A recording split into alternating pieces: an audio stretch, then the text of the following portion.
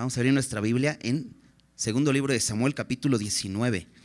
Vamos a continuar ahí en nuestro estudio y vamos acercándonos a la parte final del libro, pero no de la historia, porque como que pasamos de un libro a otro, pero la historia no termina, porque realmente lo que podemos estudiar en la palabra de Dios es que vamos estudiando esta historia de la redención a través de la historia del pueblo de Israel, cómo podemos encontrar al Señor Jesucristo en cada una de estas breves momentos de la historia que hemos estado estudiando. Y pues para eso, para poder seguir contemplando esta historia, ¿por qué no pedimos al Señor que nos ayude, que nos dé de su gracia y de su Espíritu Santo para que podamos comprender lo que Él quiere hablarnos esta noche? Así que si me acompañas vamos a hacer una oración. Señor, muchas gracias porque eres bueno. Gracias porque nos permites estar juntos nuevamente esta noche alrededor de tu palabra, Señor. Queremos escucharte, queremos conocerte, queremos vivir para tu gloria, Señor. Y sabemos, Señor, que solamente tu palabra, Señor, enseñada a nuestros corazones por medio de tu Espíritu Santo, puede hacer esa obra, Señor. Te rogamos, Señor, que nos hables en esta noche, que abras nuestro entendimiento y nuestros corazones, Señor. Abre nuestros ojos, Señor, para ver las maravillas de tu palabra, Señor. Por favor, te lo pedimos en el nombre de Jesús. Amén. Bien, capítulo 19. Déjame leer los primeros versículos. Dice: dieron aviso a Joab: he aquí el rey llora y hace duelo por Absalón. Y se volvió aquel día la victoria en luto para todo el pueblo, porque oyó decir el pueblo aquel día que el rey tenía dolor por su hijo. Y entró el pueblo aquel día en la ciudad escondidamente, como suele entrar a escondidas el pueblo avergonzado que ha huido de la batalla. Mas el rey, cubierto el rostro, clamaba en alta voz: hijo mío, Absalón, Absalón, hijo mío, hijo mío. Y bueno, así terminó el capítulo 18, ¿recuerdas? Déjame ponerte en contexto un poco lo que vimos la semana pasada. Sucedió lo inevitable, ¿no? Tenía que suceder, que David tenía que enfrentar la rebelión, ¿no? ¿Recuerdas? David no se aferra al trono cuando su hijo, su propio hijo, Absalón, se rebela contra su padre para tomar el trono. David sale de Jerusalén y va camino al Jordán, cruza el Jordán, llega a esta región de Galaad y llega hasta la ciudad de Mahanaim. Y ahí en Mahanaim se queda David y establece 3 generales de su ejército, 3 capitanes en diferentes escuadrones, uno bajo el mando de Joab, que era el capitán, el general de todo su ejército. Otro de otra parte lo pone a cargo de su hermano de Joab, que era Abisai, y otra parte a Itai, geteo, un filisteo que era leal a David. Entonces, si recuerdas, se empieza la batalla, hay una gran victoria de parte de los valientes de David, de los hombres de David, contra todo el pueblo de Israel, que era un ejército muy grande, que era todos este pueblo liderados por Absalón en rebelión contra el rey. ¿Y qué sucede? Salen huyendo. En eso se encuentran los siervos Absalón se encuentra con los siervos de David y sale corriendo. Va montado sobre un mulo, ¿recuerdas? Se queda su cabeza atorada en una rama de un árbol y se queda ahí colgado. Sale el mulo, se sigue de largo y Absalón queda ahí colgado. Y lo ve uno de los hombres de David, va a comunicárselo a Joab y le dice: ¿tú por qué no lo mataste? Pero David había dado una instrucción y había dicho: traten benignamente a Absalón. Joab no le interesa, él mismo lo mata, lo echan a un hoyo, ponen un montón de piedras encima y hace regresar al ejército para la batalla. Termina la batalla, se le informa a David. Al final del capítulo vimos cómo se le informa a David de esto y él llora amargamente por la muerte de Absalón, su hijo. Y en este inicio del capítulo 19 vemos que parece que que sigue lo mismo, ¿no? No ha cambiado nada, no ha pasado poco tiempo, no es que del capítulo 18 al 19 simplemente pasó un día, ha pasado tiempo y David sigue llorando a su hijo Absalón. Ahora, algo interesante en esta historia del capítulo 18 acerca de Absalón. Absalón quedó suspendido, dice que entre el cielo y la tierra, dice en el versículo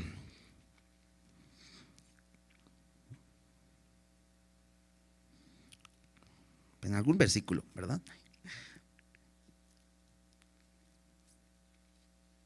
Ya, en el versículo 9 dice que se encontró Absalón con los siervos de David.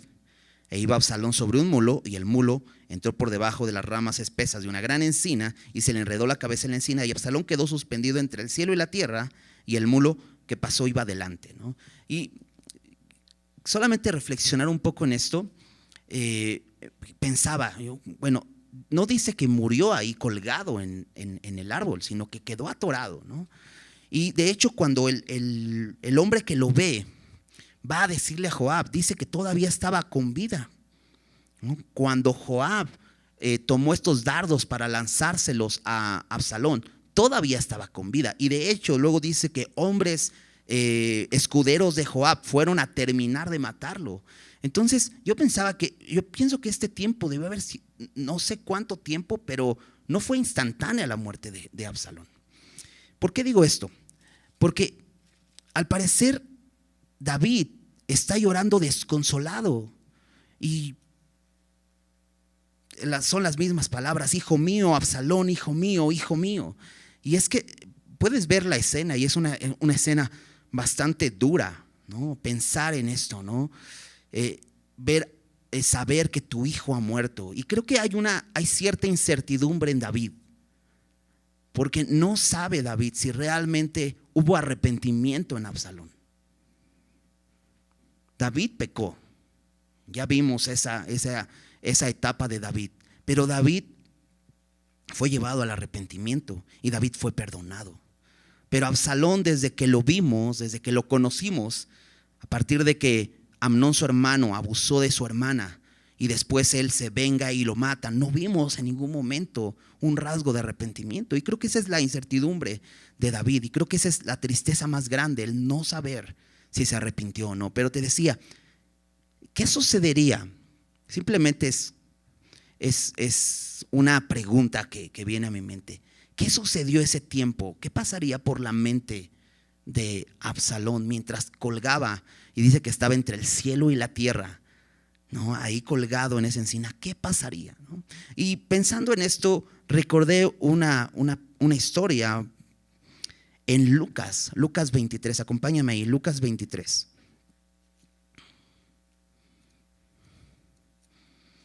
Y creo que todos conocemos esta historia aquí en Lucas.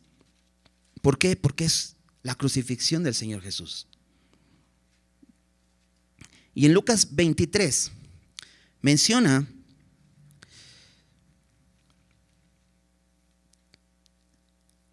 Lucas 23, 32. Dice: llevaban también con él, con Jesús, a otros dos que eran malhechores, dice, para ser muertos. Y cuando llegaron al lugar llamado de la Calavera, le crucificaron allí, y a los malhechores, uno a la derecha y otro a la izquierda. Bríncate hasta el versículo 39. Dice: y uno de los malhechores que estaban colgados le injuriaba diciendo: si tú eres el Cristo, sálvate a ti mismo y a nosotros. Respondiendo el otro, le reprendió diciendo: ¿ni aún temes a Dios, estando en la misma condenación? Nosotros, a la verdad, justamente padecemos, porque recibimos lo que merecieron nuestros hechos, mas este ningún mal hizo. Y dijo a Jesús: acuérdate de mí cuando vengas en tu reino. Entonces Jesús le dijo: de cierto te digo, que hoy estarás conmigo en el paraíso.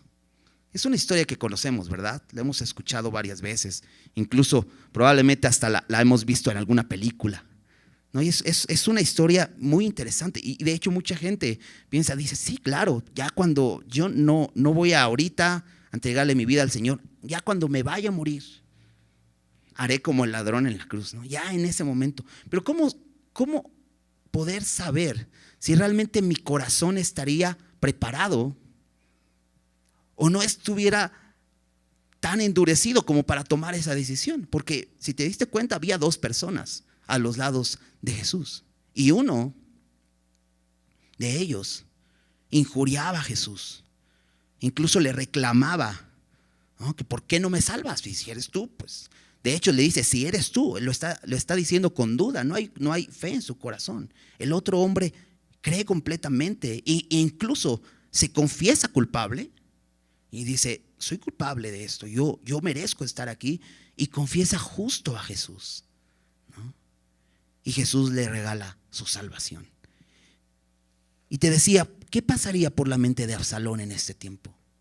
¿Se arrepintió Absalón? No lo sabemos. El texto no lo dice. Y eso creo que es parte de la tristeza de David. Dice que todo el pueblo tiene conocimiento de que David está llorando. Y esta victoria, que fue una gran victoria sobre esos que se habían rebelado, se convierte en luto. Dice que todo cambia, ¿no? Cuando regularmente lo que se hacía al llegar el pueblo de la victoria era salir, las mujeres salían, hacían danzas, todo el pueblo estaba lleno de gozo. En este momento había dolor. Y es que David no ha encontrado consuelo. Y es que David está desenfocado. Ahora, podemos pensar, bueno, es que, pues, claro, es que era su hijo consentido. Absalón era su hijo consentido, pero realmente David también lloró por Amnón, su otro hijo que murió. Y es que, ¿quién no lloraría por un hijo que ha muerto? Pero David está llorando sin esperanza. Ahora, como creyentes, Dios nos llama a tener esperanza ante la muerte, porque la muerte duele, pero Dios nos llama a tener esperanza. De hecho, Pablo en 1 Tesalonicenses 4 les dice a los tesalonicenses que no debemos estar desesperanzados, no entristecernos como los que no tienen esperanza. Pablo también en 2 Corintios 1, versículo 3, nos dice que tenemos un Padre que es Padre de misericordias y Dios de toda consolación, el cual nos consuela en todas nuestras tribulaciones. No hay tribulación, no hay dolor que Dios no pueda consolar. Pero de pronto vemos aquí a David que sigue desconsolado. Vamos a continuar leyendo, versículo 5. Entonces Joab vino al rey en la casa y dijo: hoy has avergonzado el rostro de tus siervos, que hoy han librado tu vida y la vida de tus hijos y la vida de tus hijas, y la vida de tus mujeres y la vida de tus concubinas, amando a los que te aborrecen y aborreciendo a los que te aman. Porque hoy has declarado que nada te importan tus príncipes y siervos, pues hoy me has hecho ver claramente que si Absalón viviera, aunque todos nosotros estuviéramos muertos, estarías contento. Y entonces, después de que se le informa esto a Joab, Joab entra con una reprimenda muy fuerte. ¿Recuerdas quién es Joab? Lo hemos visto desde que apareció en la escena, cuando es elegido como el general del ejército de David, cuando David es puesto como rey. Y lo primero que hace Joab es matar a Abner, que era el general del ejército de Saúl, cuando no debía hacerlo. Y de hecho David lamenta la muerte de Abner. Joab es un hombre que, aunque es siervo de David, pero no se comporta como siervo de David. Y cuando leemos esta reprimenda, dices: ¿qué onda? Qué falta de respeto por parte de Joab ante David, hablarle de esta manera. Y es que sí, Joab debía ser más respetuoso. Sin embargo, Joab se da cuenta de una cosa: David está desenfocado. David se ha desenfocado y se ha encerrado tanto en su dolor que no se da cuenta que hay mucho más adelante. Porque si te das cuenta, en el versículo 1 dice, dieron aviso a Joab, dice, he aquí el rey. Luego en el versículo 2, también por ahí menciona, porque oyó decir el pueblo aquel día que el rey tenía dolor. Luego en el versículo 4 dice, mas el rey cubierto el rostro. Y en el versículo 5 dice, entonces vino Joab al rey. ¿Por qué repito esto? Porque David es el rey. Y David tenía un propósito. Y David se había encerrado en su dolor y había olvidado su propósito. Y de pronto esta reprimenda de Joab le abre los ojos. Tiene el propósito de abrirle los ojos para hacerle ver. Lo primero que le dice es que has avergonzado a tus siervos que han librado tu vida. David, estás vivo. Debes saber esto. Venían por ti y estás vivo. Dice, no solamente tu vida, sino la vida de tus hijos y tus hijas. David, no solamente Absalón era tu único hijo. Tienes más hijos y más hijas. Y la vida de tus mujeres y la vida de tus concubinas. Dice, amando a los que te aborrecen y aborreciendo a los que te aman. La semana pasada que veíamos el capítulo 18, te mencionaba Proverbios 8:17. Y el proverbio dice, yo amo a los que me aman y me hallan los que temprano me buscan. Ahora, David es un representante de Dios ante el pueblo, porque Dios iba a guiar a David para poder gobernar a su pueblo. Dios puso a David como rey. Y en la Biblia podemos ver a David como un tipo de Jesús. Y sabes, nunca vemos a Jesús encerrándose en su dolor y no saliendo de ahí. De hecho, podemos recordar cuando Jesús fue a orar en Getsemaní. Y realmente la presión que había sobre él era muy grande, que dice el texto que grandes gotas de sudor, ¿no?, de sangre caían de su rostro. La presión era muy grande porque lo que iba a vivir no iba a ser nada sencillo. Digamos, Jesús no tenía ni siquiera una razón para decir, bueno, pues por eso, pues puede ser que sí lo merezca. No, Jesús era justo. Dice la Biblia que no se halló engaño ni en su boca. Iba a sufrir esto. Y vino y oró una vez. Y después regresó otra vez a orar buscando la voluntad de Dios. Y después se levantó y les dijo a sus discípulos, vamos, se acerca el que me entrega. Sabiendo que hacía la voluntad de Dios. No vemos a Jesús encerrado en su dolor. David haciendo esto está representando mal a Jesús. Y por eso viene Joab y le da esta reprimenda tan fuerte.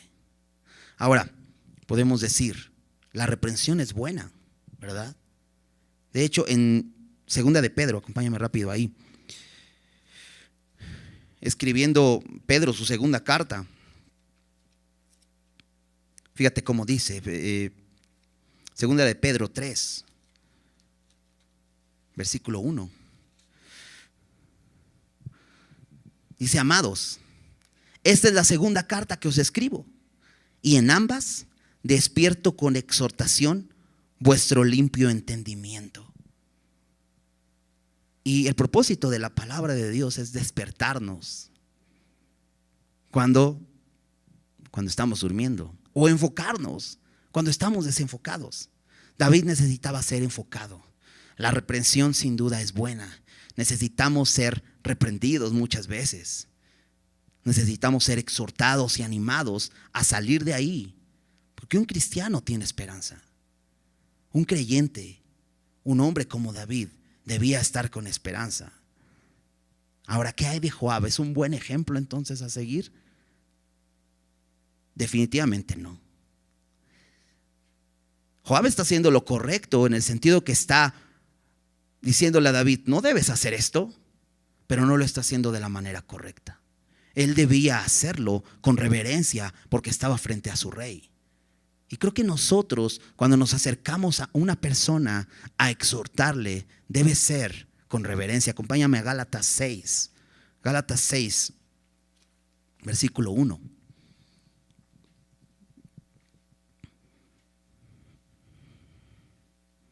Me encanta porque Pedro les decía amados.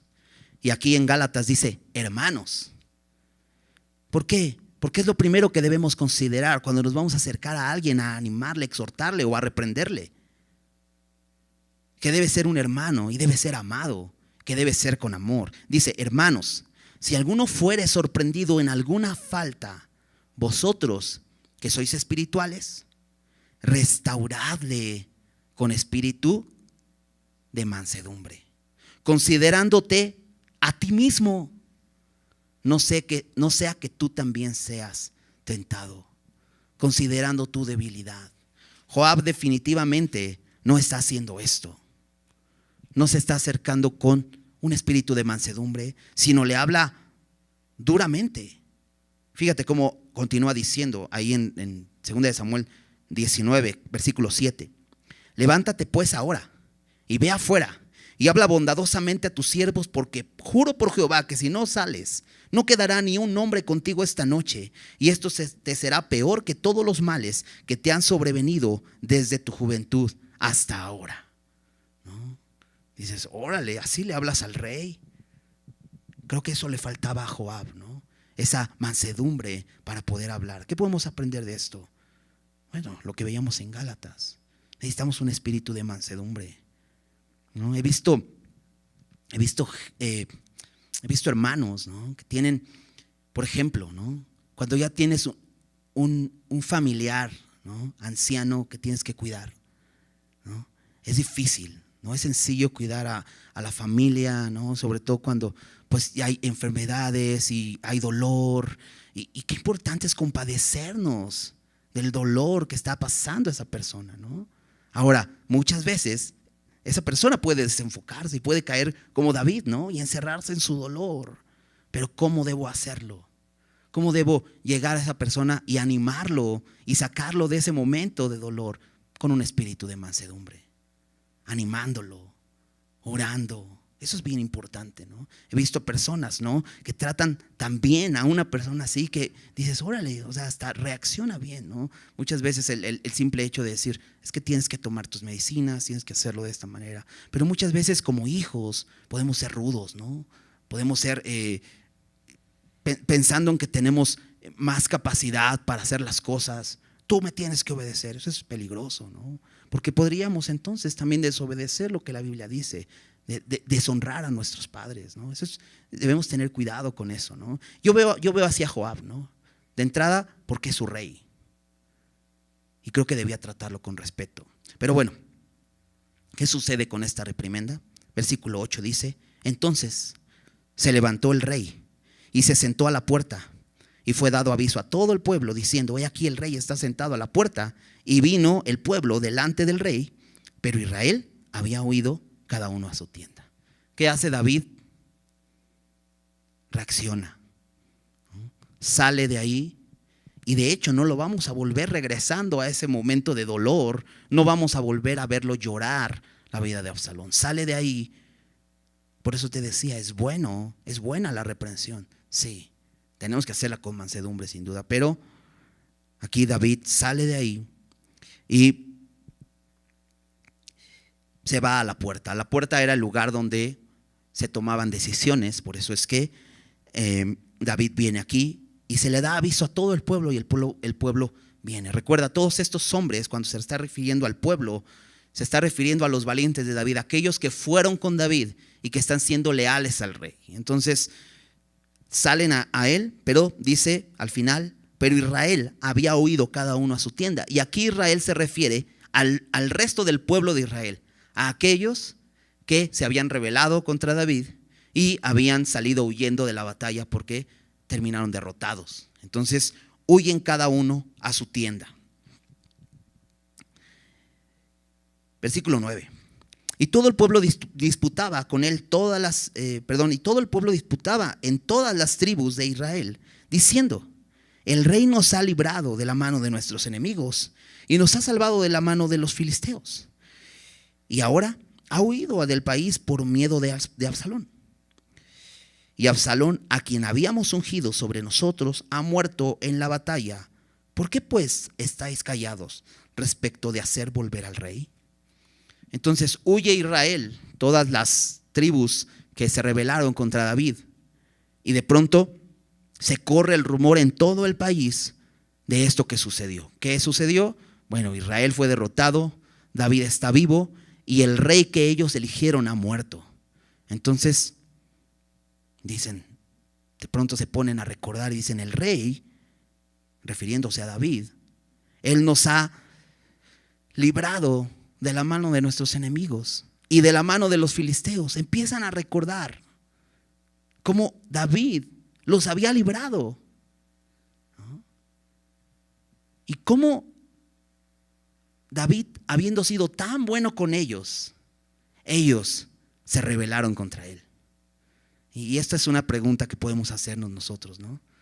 Cuando pecamos contra Dios, ¿por qué Dios, siendo tan bueno, de pronto nos rebelamos contra él? ¿Por qué lo hacemos? Y entonces dice: y Absalón, que había sido ungido por rey sobre nosotros, ha muerto.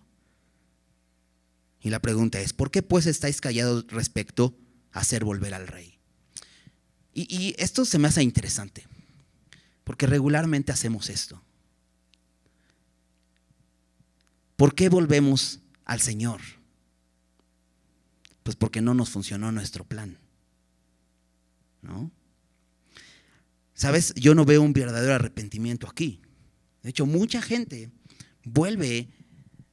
se acerca nuevamente al Señor, regresa otra vez al Señor, porque realmente las circunstancias lo orillaron a eso. No porque haya sido convencido de pecado y esté arrepentido. Y eso es un peligro. ¿Por qué es un peligro? Porque vas a regresar otra vez. Vas a regresar otra vez a hacer rey aquello que piensas que te va a dar lo que te promete. Hay muchas cosas en el mundo que te prometen que te van a dar gozo, que te van a dar paz, que te van a dar satisfacción. Pero cuando te das cuenta que no cumplen, entonces regresas a Dios, porque sabes que en Dios sí encuentras eso. Pero luego aparece otra y entonces te vuelve a prometer eso y vas y te das cuenta que no, fracasó otra vez y regresas al Señor. Y así la Biblia lo pone como niños fluctuantes. Y de hecho la Biblia nos dice que no seamos como niños fluctuantes, que son llevados por doquiera de todo viento de doctrina. Y dices: bueno, pero eso habla de doctrinas. Sí, pero el pecado siempre se va a mostrar así, interesante, agradable, y siempre te va a prometer algo y vas a decir: claro. Entonces echas fuera a tu rey, aquel que ha sido tan bueno, aquel que te ha dado victoria, aquel que te ha librado, y entonces haces rey aquello que no puede ser rey. Y entonces te das cuenta y dices: pues creo que voy a tener que regresar. Pero te digo, eso debemos considerar cuando no está haciendo un verdadero arrepentimiento, cuando realmente las circunstancias me están llevando y no es el Señor mismo el que me está convenciendo. Ahorita vamos a ver mucho más de esto.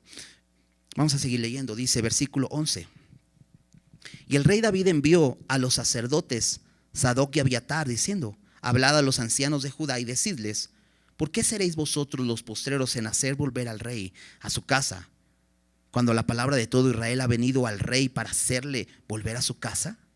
Vosotros sois mis hermanos, mis huesos y mi carne. ¿Por qué pues seréis vosotros los postreros en hacer volver al rey? Asimismo diréis a Amasa: ¿no eres tú también hueso mío y carne mía?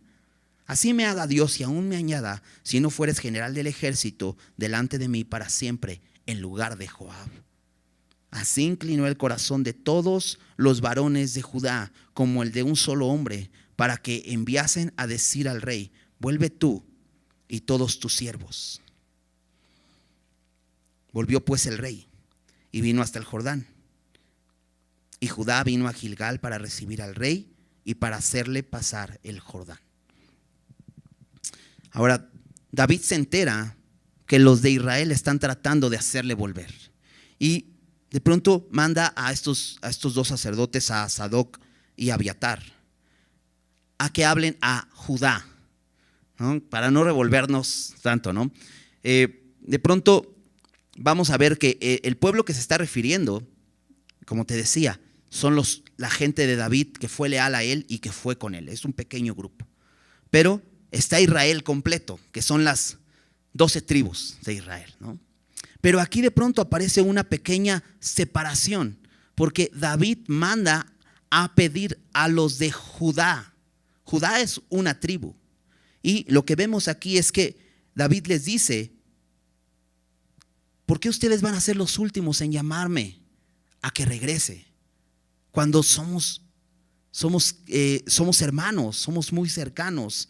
Dice: hueso suyo y carne suya soy. Entonces yo soy de Judá. Y si recuerdas, David era de esta tribu de Judá, era de Belén, ¿no? Entonces David es de Judá y manda a sus hermanos más cercanos.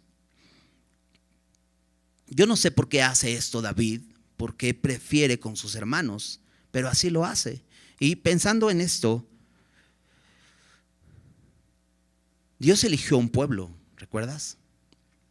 Y cuando Jesús vino, Él vino primeramente a su pueblo, ¿no? De hecho, en Juan 1:8 dice que a lo suyo vino y los suyos no le recibieron. Y así veo a David primero yendo a los suyos, a los más cercanos, para que le hagan regresar. Y también llama a Amasa. En el versículo 13 menciona a Amasa. ¿Recuerdas quién es Amasa? Lo vimos en el capítulo 17, en el versículo 25, que Absalón nombró a Amasa como su general del ejército. Amasa era primo de Joab, era hijo de Abigail, que era hermana de Sarbia, que era madre de Joab, ¿no? Había como cierto parentesco ahí, pero Amasa era el general del ejército de Absalón. Y es muy interesante que David haya escogido a Amasa para que fuera su general del ejército ahora. Pero dices: ¿y por qué? Si Joab sigue vivo.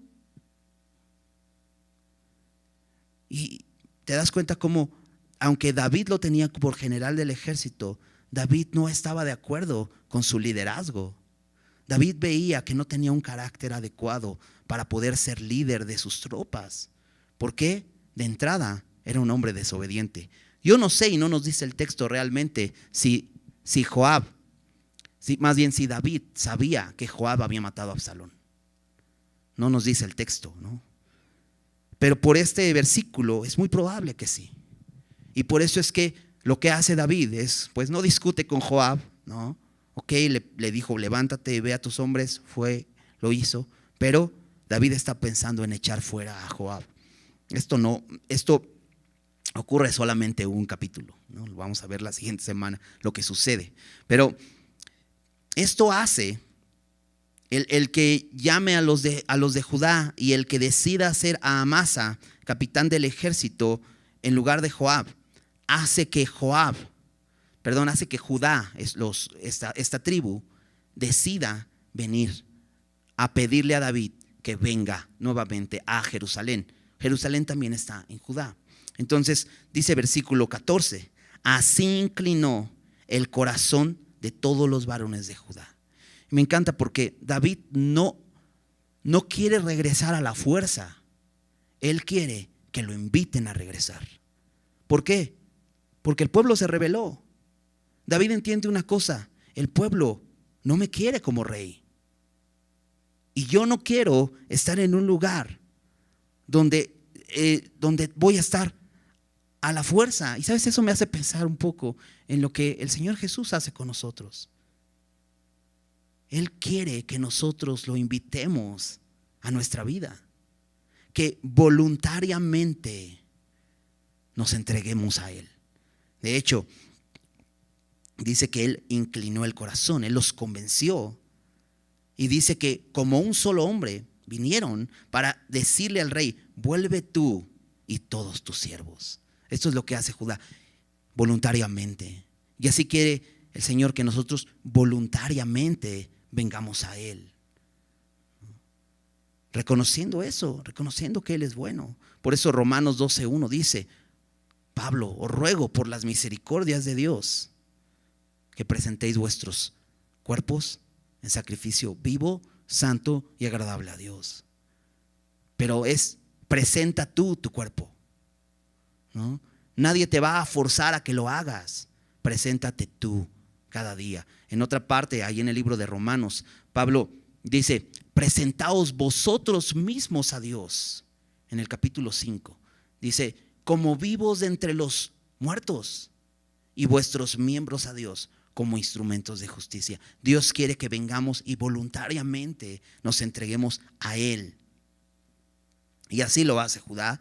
Y voluntariamente ellos le piden a David: regresa. Y entonces dice el versículo 15: volvió pues el rey y vino hasta el Jordán, y Judá vino a Gilgal para recibir al rey y para hacerle pasar el Jordán. Entonces ya va el regreso, ¿no? Ya viene regresando David. Están a la orilla del Jordán nuevamente, de regreso hacia Jerusalén. Está Judá para ayudarle a cruzar. Versículo 16. Y Simei, hijo de Gera, hijo de Benjamín, que era de Baurim, se dio prisa y descendió con los hombres de Judá a recibir al rey David. Y con él venían 1000 hombres de Benjamín. Asimismo, Siba, criado de la casa de Saúl, con sus 15 hijos y sus 20 siervos, los cuales pasaron el Jordán delante del rey. Y cruzaron el vado para pasar a la familia del rey y para hacer lo que al rey le pareciera. Entonces Simei, hijo de Gera, se postró delante del rey cuando él hubo pasado el Jordán, y dijo al rey: no me culpe mi señor de iniquidad, ni tengas memoria de los males que tu siervo hizo en el día que mi señor el rey salió de Jerusalén. No los guarde el rey en su corazón, porque yo tu siervo reconozco haber pecado, y he venido hoy, el primero de toda la casa de José, para descender a recibir a mi señor. Respondió Abisai, hijo de Sarbia, y dijo: no ha de morir por esto Simei, que maldijo al ungido de Jehová. David entonces dijo: ¿qué tengo yo con vosotros, hijos de Sarbia, para que hoy me seáis adversarios? ¿Ha de morir hoy alguno en Israel? Pues no sé yo que hoy soy rey sobre Israel. Y dijo el rey a Simei: no morirás. Y el rey se lo juró.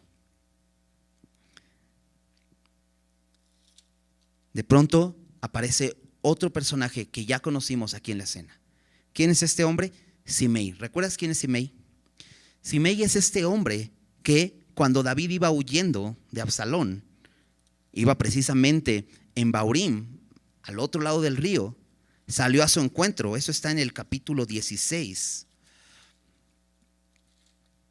En el versículo 5 dice: y vino el rey David hasta Baurim, y he aquí salía uno de la familia de la casa de Saúl, el cual se llamaba Simei, hijo de Gera, y salía maldiciendo y arrojando piedras contra David y contra todos los siervos de David, y todo el pueblo, y los hombres valientes estaban a su derecha y a su izquierda. Y decía Simei maldiciéndole: fuera, fuera, hombre sanguinario y perverso.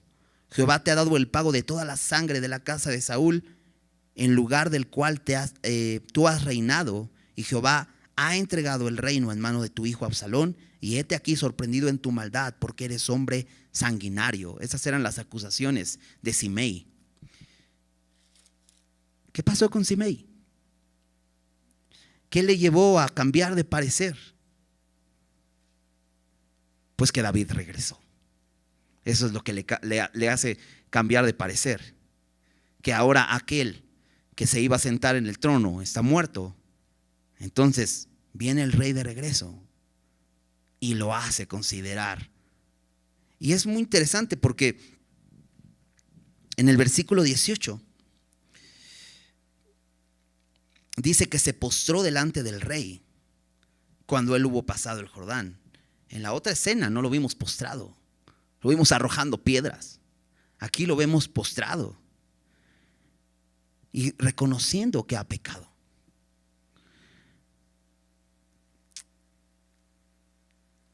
Ahora, hay una promesa del Señor Jesús que un día va a regresar. Y creo que todo aquel que escucha esa promesa debe estar confiado en que estará con Él. O debe estar seguro de que será juzgado por Él. Si hemos creído en el Señor Jesús, estamos seguros de que estaremos con Él, que nos recibirá y estaremos con Él para siempre. Pero si no hemos creído en el Señor Jesús, si nuestra vida ha sido una vida de rechazo, como Simei, que una vida maldiciendo al Señor, lo único que esperamos es que cuando Él llegue seamos condenados, ¿verdad? Pero si hemos creído, no es así. Simei no había creído. Simei había maldecido al rey, pero ahora en su regreso, al enterarse que el rey viene de regreso, dice, tengo que salvar mi vida de alguna manera. Y esa es la forma. Y sabes, escoge la mejor forma. ¿Cuál es? Arrepentimiento. Y de hecho, por el contrario de Israel, que te decía, es que las circunstancias lo llevaron simplemente a decir, bueno, pues no nos funcionó, pues vamos a hacer venir al rey otra vez. Aquí Simei reconoce que ha pecado. Y si te das cuenta, en ningún momento se justifica. Déjame leer nuevamente versículos 19 y 20. Dijo al rey, no me culpe mi señor de iniquidad, ni tengas memoria de los males que tu siervo hizo el día en que mi señor el rey salió de Jerusalén. No los guarde el rey en su corazón. Y claro, Simei sabía que David lo podía guardar en su corazón. Pero sabes, David oró así en el Salmo 51. Acompáñame ahí rápidamente. Salmo 51, versículo 9.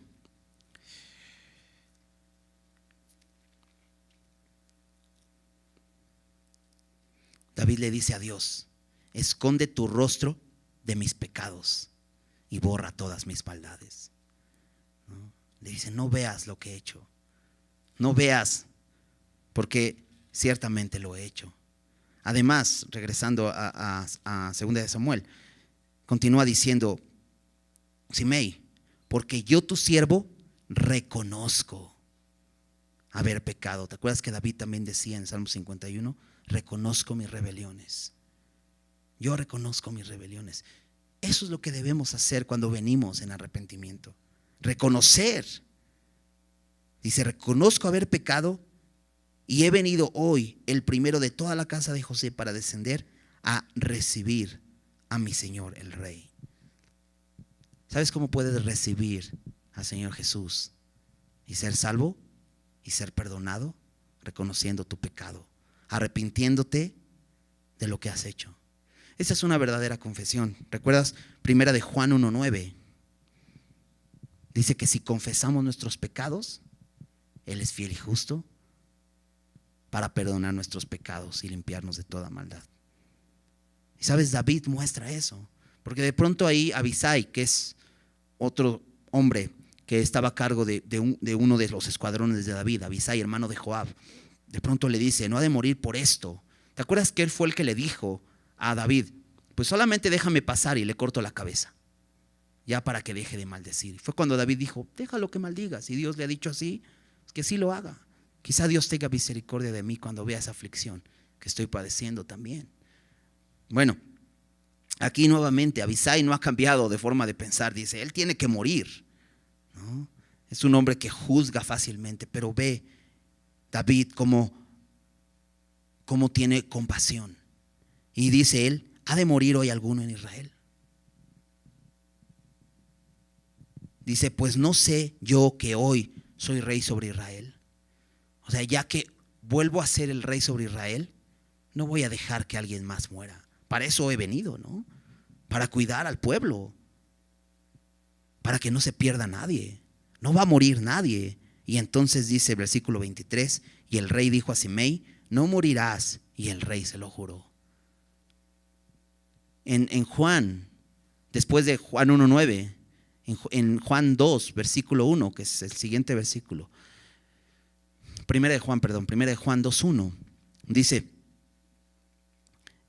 Juan les dice, estas cosas les escribo. Dice, para que no pequen. Pero dice, pero si alguno hubiere pecado, abogado tenemos para con el Padre, a Jesucristo el justo, ¿no? Para que no pensemos, ¿no? Porque muchas veces podemos decir de Primera de Juan 1:9, decir, pues sí, ya te acuerdas, antes de pecar te acuerdas de Primera de Juan 1:9 y dices, bueno, ya nada más 5 minutos y ya luego vengo y confieso mi pecado y listo, ya me perdonó. Pero no, fíjate, Juan dice, hijitos, esto les escribo para que no pequen. ¿Sabes? Dios quiere que no pequemos y Dios nos ha dado el poder para no pecar. ¿Por qué? Porque ha condenado el pecado en la cruz, para que el pecado no se enseñore más de nosotros. Tenemos el poder, pero dice, pero si alguno hubiere pecado, abogado tenemos para con el Padre, a Jesucristo el justo.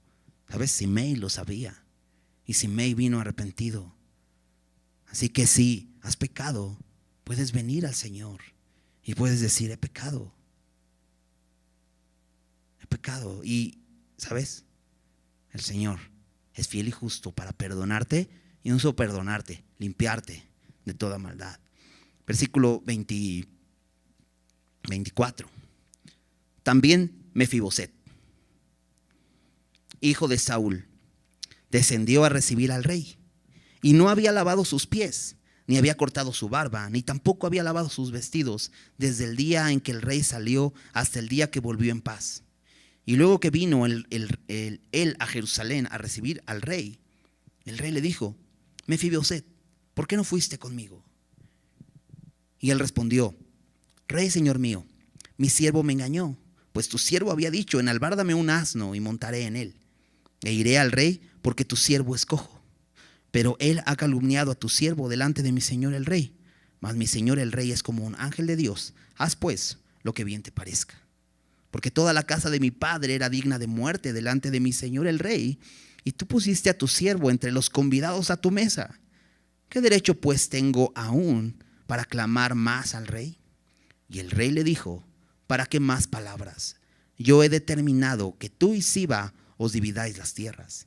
Y Mefiboset dijo al rey, deja que él las tome todas, pues que mi señor el rey ha vuelto en paz a su casa. De pronto nos encontramos con otro hombre, Mefiboset. ¿Te acuerdas de Mefiboset? Es este hombre lisiado de los pies, del cual David hizo misericordia. ¿Recuerdas que después de que David es establecido en su trono, pregunta David, ¿quién hay de la casa de Saúl a quien haga yo misericordia? Y entonces alguien le dice, bueno, pues hay un hombre siervo de Saúl que se llama Siba, a lo mejor él te puede decir. Y entonces le dicen, viene este hombre Siba y le dice, pues está Mefiboset, pues está lisiado de los pies, nos contó su historia. Y entonces el rey lo manda a traer, lo sienta a su mesa para ser uno de los convidados toda su vida. Y dice, tú serás como uno de los hijos del rey. Pero cuando David venía huyendo de Absalón, ¿te acuerdas que sale Siba a su encuentro? Y le pregunta, oye, ¿dónde está Mefiboset? Y le dice, pues te traicionó. Se quedó en Jerusalén porque pues él piensa que le van a regresar su trono, ahora que ya no estás tú ahí, porque le pertenece el trono, ¿no? Realmente era una explicación bastante absurda, porque esto no estaba sucediendo. Sin embargo, David, llevado por sus emociones, ¿no? Es peligroso dominarse por las emociones, ¿verdad? Ya lo vimos a David dominado por su dolor, y cuando te dejas dominar por el dolor, no puedes ver más allá. Y eso mismo hizo David cuando le dice a Siba, bueno, pues entonces si no vino Mefiboset, pues a ti se te queda todo lo de Mefiboset va a ser tuyo, ¿no? Y de pronto, pues cuando vimos ese pasaje, venimos aquí, ¿no? Y vimos cómo realmente todo era un engaño. Siba estaba tratando de aprovecharse de la situación que David vivía para obtener algo. Pero aquí sale la verdad, y tarde o temprano sale la verdad. Y aquí vemos a Mefiboset descendiendo a recibir a David, y nos dice algo interesante acerca de su condición física. Nos dice que no no había lavado sus vestidos, ni había cortado su barba, ni tampoco no había lavado sus pies, ni había cortado su barba, ni había lavado sus vestidos, desde el día que el rey salió hasta el día que volvió en paz. Y esto habla que este hombre estaba de luto. Este hombre estaba esperando a que regresara su rey. Me encanta esto. ¿Estás esperando a que regrese tu rey? Te decía hace un rato, Él ha prometido que va a venir. ¿Estamos esperando? ¿Cómo lo esperamos? Mefiboset, al parecer, no está como cualquier persona. Él está atento y muestra aquí que realmente fue engañado. Y entonces, al preguntarle a David, ¿por qué no fuiste conmigo? Él le dice, pues mi siervo me engañó. Recuerda que soy cojo, ¿no? Le pedí que me preparara un asno para montar y de pronto no pude montar el asno porque se había ido Siba y me quedé aquí tirado.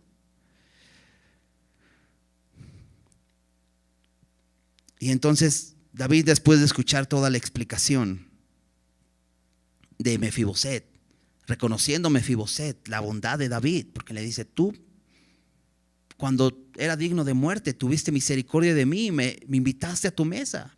¿Qué más te puedo pedir? Tú sabes todas las cosas. Y entonces simplemente David dice en el versículo 29, ¿para qué más palabras? Dice, yo he determinado que tú y Siba os dividáis las tierras. Es interesante porque anteriormente David le había dicho a Siba, todo va a ser tuyo. Y aquí le dice, bueno, se los van a dividir. No sé, pero realmente pienso que David dice, y de hecho lo dice, ¿para qué más palabras? Dice, ya no discutamos el tema, ¿no? Ya, mejor michi micha y ya no hay problema, ¿no? Todo se arregla fácil, ¿no? Pero me encanta la respuesta de Mefiboset. Porque Mefiboset dijo al rey en el versículo 30, deja que él las tome todas, pues que mi señor el rey ha vuelto en paz a su casa. ¿Sabes? Mefiboset está satisfecho. Él solamente quería ver a su rey. Y a veces podemos estar tan afanados en esta vida con tantas cosas, ¿no? Acumulando riquezas, preocupados por la herencia, cuando el Señor viene. Nuestro rey regresará y debemos estar enfocados. Y podemos decir como Mefiboset, cuando hay situaciones así, donde nos estamos peleando por alguna situación y decimos, pues que ya se lo quede. De todas maneras, mi Señor viene, ¿no? ¿Qué perspectiva? Y Mefiboset dice, estoy satisfecho con que tú estés en paz en tu casa. ¿Por qué? Porque podré estar contigo. Vamos a seguir leyendo. Versículo 31. Dice, también Barzilai Galadita descendió de Rogelim y pasó el Jordán con el rey para acompañarle al otro lado del Jordán. Era Barzilai muy anciano, de 80 años, y él había dado provisiones al rey cuando estaba en Mahanaim, porque era hombre muy rico. Bueno, este hombre Barzilai, si recuerdas, al final del capítulo 17, cuando David llega a esta zona de Galad, a Mahanaim, mencionó 3 personas, a Sobi, a Maquir y a Barzilai. Vimos que uno de ellos era de los hijos de Amón, de los amonitas. Otro era de ahí, de Lodebar, era aquel hombre que había tenido a Mefiboset precisamente en su casa, Maquir. Y otro es este hombre Barzilai. Eso está mucho más al norte. De hecho, era la zona más lejana de donde estaba David, ahí en Mahanaim. Y de pronto nos presenta que este hombre viene con David hasta el Jordán y cruza con él el Jordán. Pero cuando ves su edad, dices, wow, ¿no? 80 años tenía este hombre. Pero este hombre amaba a su rey.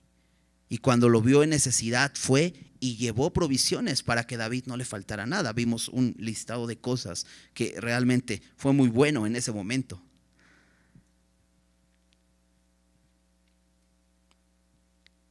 Y dice que era un hombre muy rico. Y a pesar de ser un hombre muy rico, no dudó en ofrecer al rey lo que necesitaba, ¿no? Anteriormente encontramos, ¿recuerdas? A este hombre que era esposo de Abigail, que después David la toma por mujer. Y este hombre también mencionaba que era muy rico, pero era un hombre muy, muy áspero, y que David le manda mensajeros a pedirle: oye, ¿puedes darme algo? Hemos cuidado a tu gente todo este tiempo aquí en el desierto. Y él se negó rotundamente, ¿no?, a darle algo, ¿no? A diferencia de ese hombre, este hombre Barzillai, hombre muy rico, y ofrece sus bienes para David. Versículo 33. Y el rey dijo a Barzillai: pasa conmigo y yo te sustentaré conmigo en Jerusalén. Mas Barzillai dijo al rey: ¿cuántos años más habré de vivir para que yo suba con el rey a Jerusalén? De edad de 80 años soy este día. ¿Podré distinguir entre lo que es agradable y lo que no es? ¿Tomará gusto ahora tu siervo en lo que coma o beba?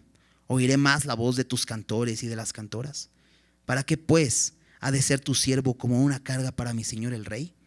¿Pasará tu siervo un poco más allá del Jordán con el rey? ¿Por qué me ha de dar el rey tan grande recompensa? Yo te ruego que dejes volver a tu siervo y que muera en mi ciudad, junto al sepulcro de mi padre y de mi madre. Mas he aquí a tu siervo Quimam, que pase él con mi señor el rey, y haz a él lo que bien te pareciere. Y el rey dijo: pues pase conmigo Quimam, y yo haré con él como bien te parezca, y todo lo que tú pidieres de mí, yo lo haré. Y todo el pueblo pasó el Jordán, y luego que el rey hubo también pasado, el rey besó a Barzillai y lo bendijo, y él se volvió a su casa. El rey entonces pasó a Gilgal, y con él pasó Quimam, y todo el pueblo de Judá acompañaba al rey, y también la mitad del pueblo de Israel. De pronto David, por corresponder a esta lealtad de este hombre Barzillai, quiere llevarlo con él a Jerusalén, y le dice: tú has sido pues de mucha bendición para mí, ¿no? Vente a Jerusalén y yo te voy a sustentar, no te va a faltar nada. Quería mostrar la misma bondad que le mostró a Mefiboset, pero la respuesta de Barzillai es interesante, ¿no? Reconoce primero: soy viejo, ¿no? Dice: ¿cuántos años más habré de vivir para que yo suba con el rey a Jerusalén? ¿Qué sentido tiene? Dice: de edad de 80 años soy este día. ¿Podré distinguir entre lo que es agradable y lo que no lo es? Lo que dice Barzillai es: ya no tengo la capacidad de disfrutar tanto como lo hace un joven, ¿no? ¿Qué implicaba ir a Jerusalén? Bueno, implicaba estar en la casa del rey, en un palacio. Por eso después menciona: ¿tomará ahora gusto tu siervo en lo que coma o beba? Porque lo que se comía ahí era un banquete cada día. Entonces él dice: pues ya ni me saben las cosas igual, ¿no? ¿Cómo para qué?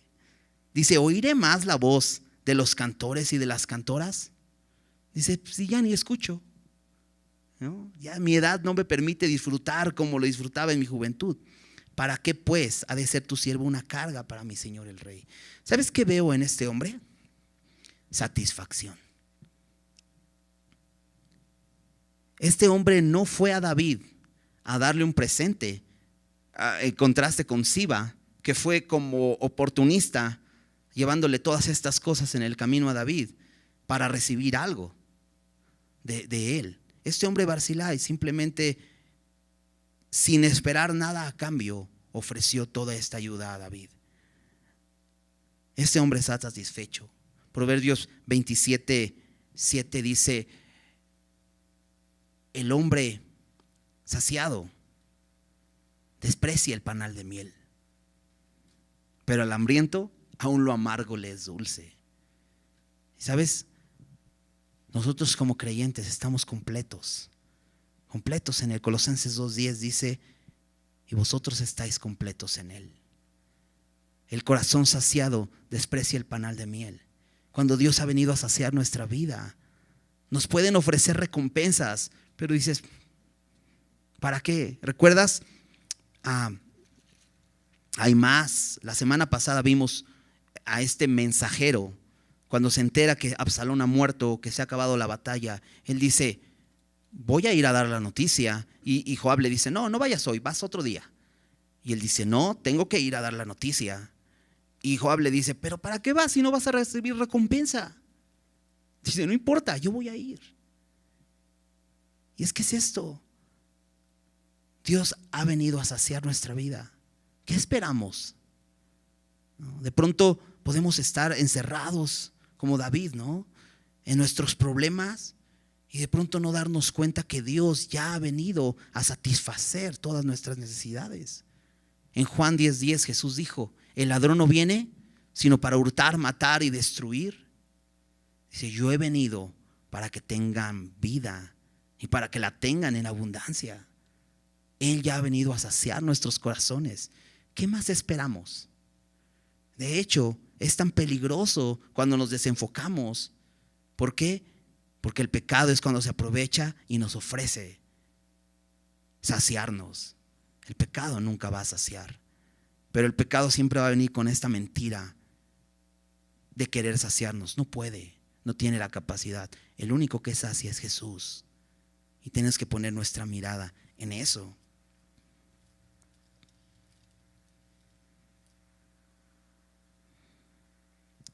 El rey regresó y vemos cómo tanto David como sus siervos pasan, pero no pasan a la fuerza, sino son recibidos por los de Judá. Porque Dios quiere que voluntariamente lo recibamos. Y si ya lo hemos recibido, que lo estemos esperando, así como Mefiboset. Que estemos atentos a su regreso.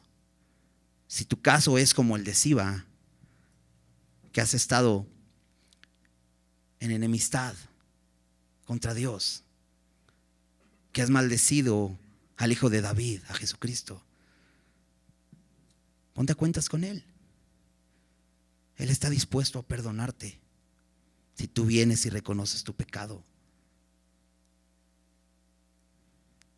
¿Estás satisfecho? ¿Él te ha saciado?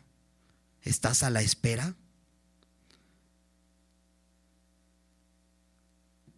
Acompáñame a 2 de Timoteo.